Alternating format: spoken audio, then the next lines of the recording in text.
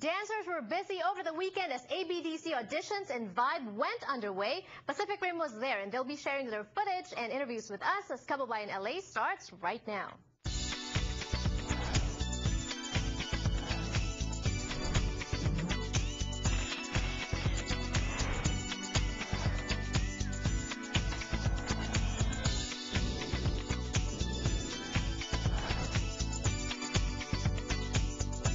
Y'all, it's your boy D-Trix. We're chilling out here in ABDC Season 7 auditions in LA, and you're watching Kababayan. Woo!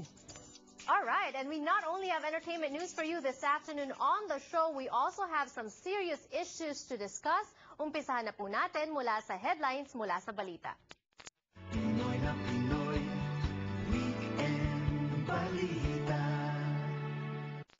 Alam po ito ng lahat ng mga nagbabalik-bayan pagpasok dito sa Amerika, pinapapirma po tayo ng Customs Declaration Form at mukhang nagkamali ng pag-fill out ang ginang ni Philippine Senator Lito Lapid and now she is in big trouble.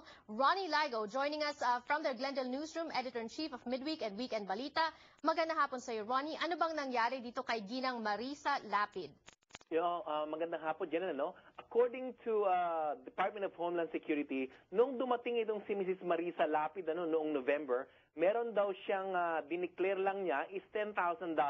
Nakita sa kanyang luggage another $20,000 daw, dollars sa kanyang mga medyas at saka another $20,000 sa kanyang bag. Dineclare niya lang $10,000.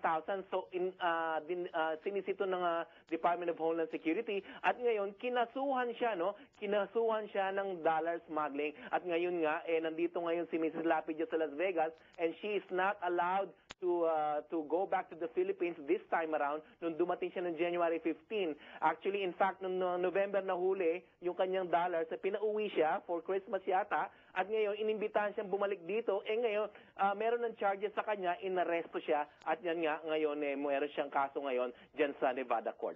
Alright, dollar smuggling, how serious is this offense, Ronnie? And I'm thinking, pag may dollar smuggling, baka pwede ring sumangasangayan sa money laundering, perhaps. Yan ang kailangang imbestigahan ng Philippine government at saka ng US government kung itong pera na ito ay legal ba na itong na-acquire kasi nga apparently mukhang itong si Mrs. Lapid at ang kanyang anak, although US citizen naman yon, meron daw sila mga property sa Las Vegas.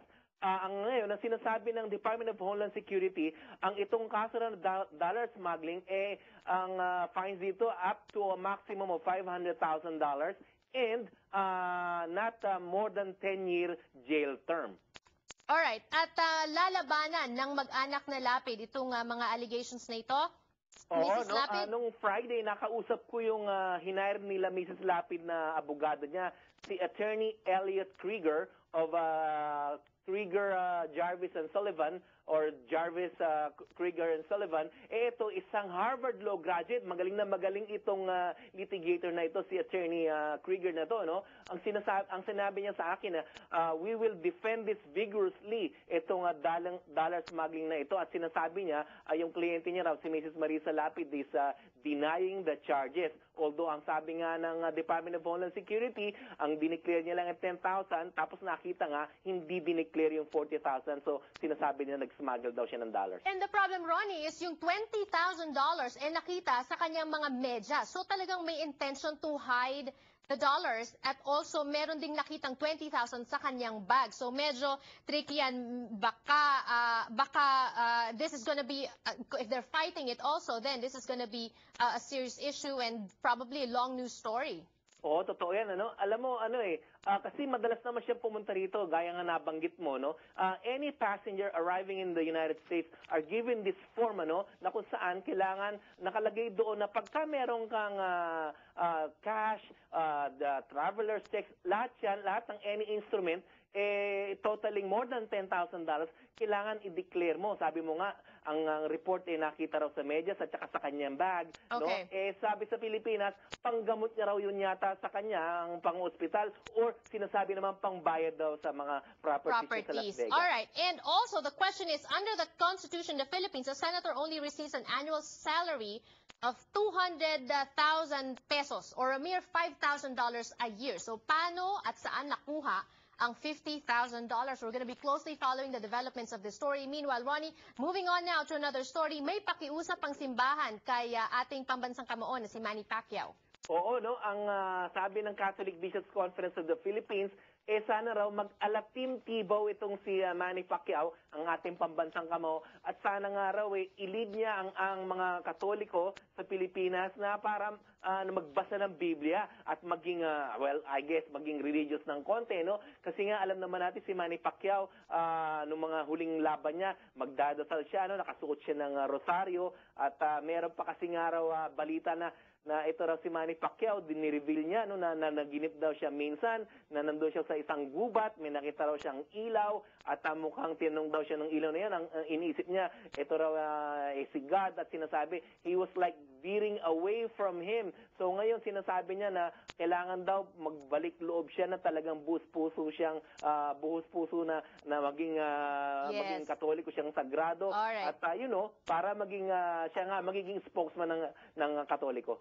Okay, bottom line is we have always known Manny Pacquiao to be a very religious person, nagdadasal palagi, pero iba kasi, Ronnie, ang pagiging religious at madasalin sa pagbabasa talaga ng Biblia. And that is where we get our wisdom that we can use, we can apply sa pamumuhay natin dito sa ating daigdig. Meanwhile, Ronnie, speaking of pakiusap, ang pakiusap naman ng China sa Pilipinas.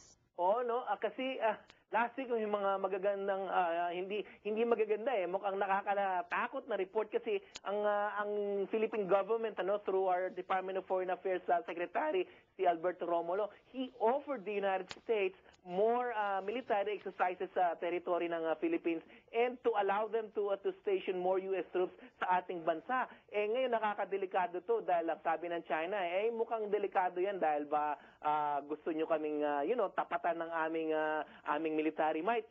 Kasi nga alam naman natin may mga skirmishes between the two countries. I'm talking about the Philippines and China na kung saan ang pinag-uusapan natin yung mga islas diyan sa Spratlys, mga Chinese naval ships, pinapuputukan yung ating mga fishermen at hindi lang yun, hinaharas na yung mga ating mga bangka diyan, pati mga structures na Chinese made structures sa mga islang supposedly disputed kung hindi man talagang under Philippine territory. Ayan, isa pa patong balita na kailangan nating abangan, nagiging seryoso na nga yata. But for now, Ronnie, thank you so much for sharing the details of the stories with us. Maraming salamat po sa inyo. Mas marami pa pong balita sa kanilang midweek at weekend edition, also online, www.balita.com. And don't forget to check out their new broadsheet paper. It's called US Asian Post. Meanwhile, magbabalik pa po ang Kababayan LA. Don't go away.